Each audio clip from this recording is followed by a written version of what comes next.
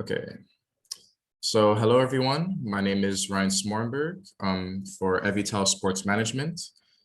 This is a video interview with a special guest. If you want, you can introduce yourself. Hi guys, my name is Chancy Cooke. I'm from Cape Town, South Africa, and currently living in Hong Kong. Great. So Mr. Cooke is one of the newest coaches we have here at Evytal. So this interview will basically be about his experience as a coach, his experience in Asia, and also working with young players. So if I can just ask you first about your experience as a coach, what has your many years of experience as a coach brought you to your personal development? Well, I've been quite lucky to kind of fall into coaching. I've always played football, always loved it, and I guess I always wanted to see the world and travel, and football's really given me that opportunity to coach, work, and earn a good wage and further my education. And yeah, it's been quite a good journey. But that's really it. I've been quite lucky with regards to the opportunities I've had and the people I've met, and coaching in Asia has been brilliant. Great, sounds good. What are your personal goals and ambitions as a coach? I guess, to be honest with you, I am just learning. I want to learn. I want to progress. I want to see how far I can go with this. Personally, I'm enjoying the ride. As I said earlier, I've been pretty lucky to get into the coaching. I've met some good people along the way that have really helped me on my journey. And hopefully one day I can get into senior management, football, maybe go back to South Africa, help them get back to the World Cup. That would be amazing. Work for the South African Football Association, or, I've also supported Newcastle my entire life. So that's a major goal for me. And yeah, I've been lucky enough to spend some time at the Newcastle Academy. So if I could, if I could fulfill any of those dreams, that would be incredible. That's kind of where I want to be. And that's something I'd like to just continue coaching, continue learning, and just keep improving and see how far I can take it. As a South African coach abroad, it's a big challenge, but it's definitely one I feel I've got the tools for, and I've worked hard to kind of improve. So yeah, that's it. Great. And looking towards the end of your coaching career, how do you think you'll look back and determine where you had a successful career or not? That's a tough one. Ultimately, I'd like to be part of something, to build something, to be a part of a program where we produce good players. We have obviously success on the field, but it's the small things as well. It's the, helping, especially with youth football, it's helping kids fall in love with football. Finding the balance between being a tough coach and kind of mentor, and also encouraging this love for the game. Because ultimately, long term, kids have got to love the game. That's why they keep playing. That's why they keep improving. And that's why we're all into the sport. It's a love for this game. And if my career is determined by my ability to instill that belief in kids and even senior players and young players that go on to develop into senior footballers, then that would be amazing. Yeah. Great. So let's go over your experience specifically in Asia. How did you actually find yourself coaching in Hong Kong? And also, what basically influenced you to make this, I guess, drastic career decision? Well, for me, traveling was never really like a drastic idea. It was something I always wanted to do.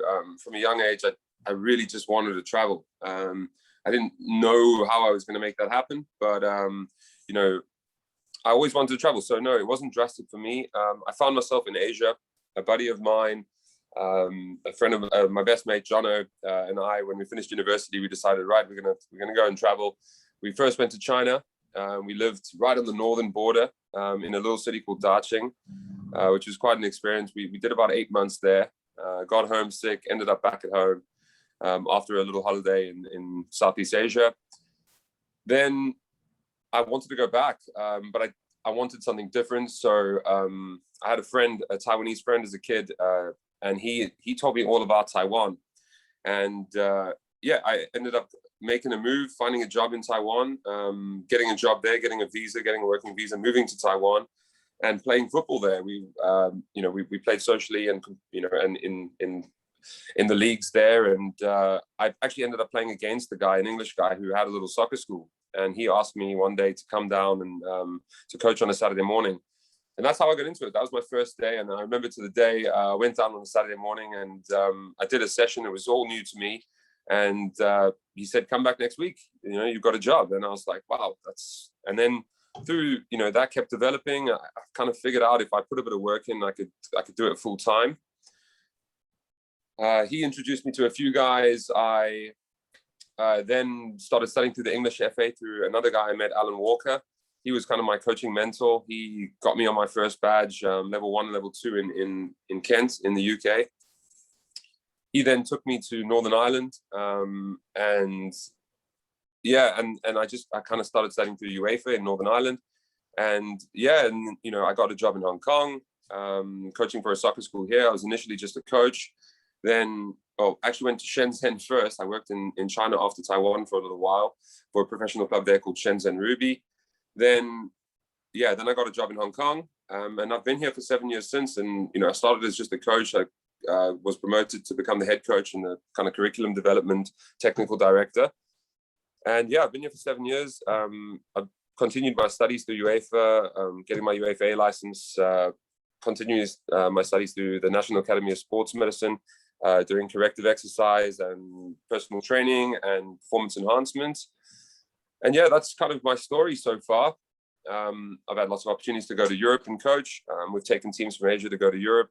We've competed in Germany, Spain, Switzerland, Austria, with teams from all over, UK, Turkey. That's really kind of my story so far. And, hopefully it continues and I can kind of continue to develop and grow. Yeah, absolutely. Speaking on Europe and your experience there, how do you think your 7 years in China, Hong Kong, how will that experience in international management add value to, European clubs potentially?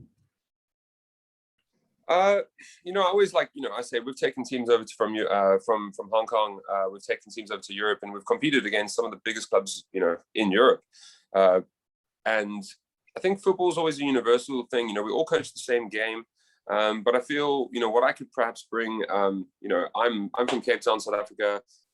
It was never a possibility as a kid to become a football coach. It wasn't a thing you could do as a career. No one ever told me about it. And I think what I bring is a bit of hunger and drive and some fresh ideas and, innovation. I have developed I've developed my own coaching style, my own philosophies on the game. And, I'm hungry to improve. I have worked with people from all nations, all nationalities, all kind of ethnic groups, and I always find a common way to bring them together and use football as a tool for, to develop these ideas and this intrinsic motivation within the team and that team spirit. And that's really what I feel I bring, despite, inclusive of the stuff I do on the field. I feel my ability to bring people together and kind of rally around an idea of becoming a team. That's where my strength lies. And how do you think the football style in Asia compares to Europe, especially in youth development and maybe the older squads as well? I think it depends on the environment.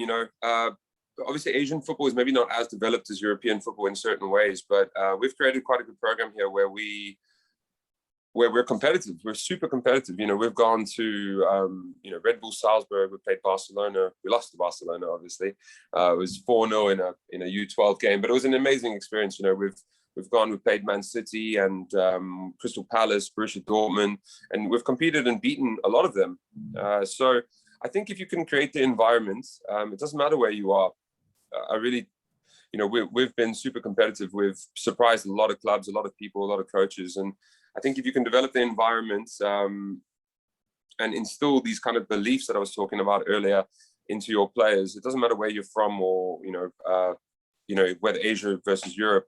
I just think you have to create that environment, educate kids in the right way, educate players in the right way, make intelligent choices, sleeping, eating, training, If you can combine all those things, I just don't feel it matters where you're from or where you're coaching, but that environment is everything. So yeah. Yeah, for sure.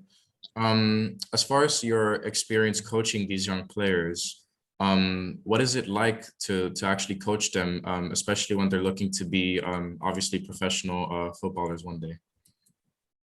To be honest with you, man, I think coaching youth football is a privilege. And if you can do it as a full-time thing, as a full-time job, and you can live and live well, we're incredibly lucky. I've been, it really has been a privilege. I've been able to travel all over Asia, to many countries in Europe, and I've seen kids develop, and we've had kids develop and go on to play for Sporting Lisbon, go on to play for clubs in Germany, in Switzerland, in America, Australia, so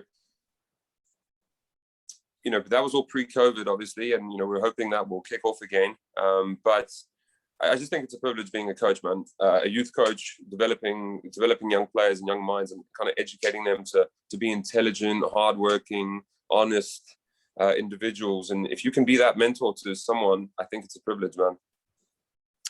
Great. And how do you think your experience in youth development will help you as far as coaching potentially maybe a youth 21 team or a first team squad? For me, I think it's kind of the next step. I think it's a natural kind of progression. I've coached youth football. Obviously when I started, I was doing a lot more younger stuff, anything up to kind of 12 and 13 years old. Now I've progressed to kind of U18 level football, working with senior teams, senior amateur teams have given me a lot of insight into, working with people and, people that, have different opinions and different experiences. And I think, I just feel, I've put work in. I've coached for 11 years now, 8 years as a full-time coach. And I feel it's the next progression, U21 football, reserve team football, assistant work in senior football. I feel that's where I'm going to, make the most progress in the next few years. And, that's the experience I'm looking for. So yeah, I definitely think it's the natural progression for me. I've put time on the pitch. I've put time into my education, time into my studies and learning, and it just feels like the natural next step. Great. So for the last question of this interview, where do you see yourself in 5 years? That's a tough one, man. In a perfect world, I'd be working at Newcastle United or maybe Red Bull Salzburg. Those are the two academies I've kind of fallen in love with. Red Bull Salzburg was incredible. We went over there. We played them on their home pitch. They have an ice hockey facility there. They took us. I've been on 2 tours of the facility. Absolutely loved Austria, Salzburg, Vienna. I've had some friends that I kind of lived and played with in Taiwan that showed me around as well.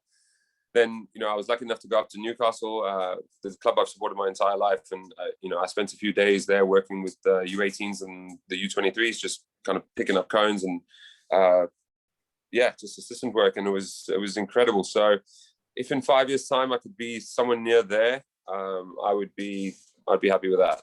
Yeah.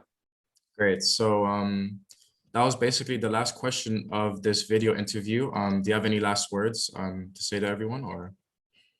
I feel that ultimately, I've got lots to offer.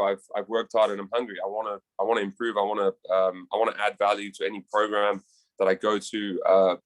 I've worked hard to get to where I am. I'm not a big name. I don't have an extensive playing career, but I feel, the progress I've made on the field is really what I've got to offer. I know how to break ideas down, how to take complex ideas and really break them down and layer them and educate young players in simple yet kind of complex ways. We're taking small ideas and building up a bigger picture. I like to always describe it as kind of like taking puzzle pieces. You're always teaching little puzzle pieces, and when you put those puzzle pieces together, you can have this picture. And the harder you work, the better that picture is. And that's where I want to be. That's how I want to improve. I want to bring that kind of drive and determination and belief to top level academies. And I've had a taste of European football, and I want some more. I want to work. I want to improve, and I'm going to keep knocking on doors, and I'll make it happen. Absolutely. Yeah. Thank you everyone for watching the interview. Again, Chancy Cooke, thank you very much for your time as well. No, it's a privilege, man. Thanks for the time, and thanks for chatting, and it's been good. Thanks. Yeah, for sure. Stay safe, everyone.